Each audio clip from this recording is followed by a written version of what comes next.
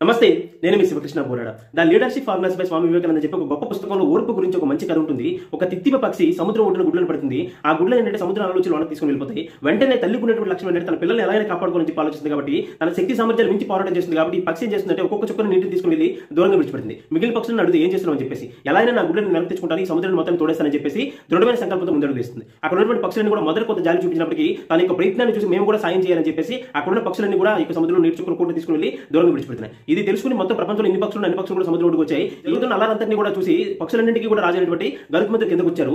సముద్రుడితో మాట్లాడుతూ ఆ యొక్క పక్షి గుడ్లను వెనక్కి ఇచ్చేసి, లేదంటే నేనే సముద్రాన్ని మొత్తాన్ని తాగేస్తానని చెప్పి చెప్పగానే సముద్రుడు భయపడి ఆ యొక్క పక్షి గుడ్లను వెనక్కి ఇచ్చేసారని చెప్పేసి ఆ కథలో సారాంశం. అయితే ఇది కథగానే చూద్దాం. మనం నేర్చుకోవాల్సింది ఏంటంటే జీవితంలో దృఢమైన సంకల్పం కనుక ఎవరికైతే ఉంటుందో, ఓర్పు ఎవరికైతే ఉంటుందో వాళ్ళు కనుక ఎలాంటి ప్రయత్నం మొదలుపెట్టినా సరే నిరంతరం పరిశ్రమ చేసినప్పుడు ఎంతో మంది వారి వెనక నడుస్తారు. కొన్ని కోట్ల మందికి ఆదర్శం అవుతారు. అసలు అసాధ్యమైనటువంటి పనులు కూడా సుసాధ్యం చేసి చూపిస్తారు. పిల్లలకు చిన్నప్పటి నుంచి కూడా మంచి లక్షణాలు నేర్పించుదాం. ధన్యవాదాలు. జై హింద్.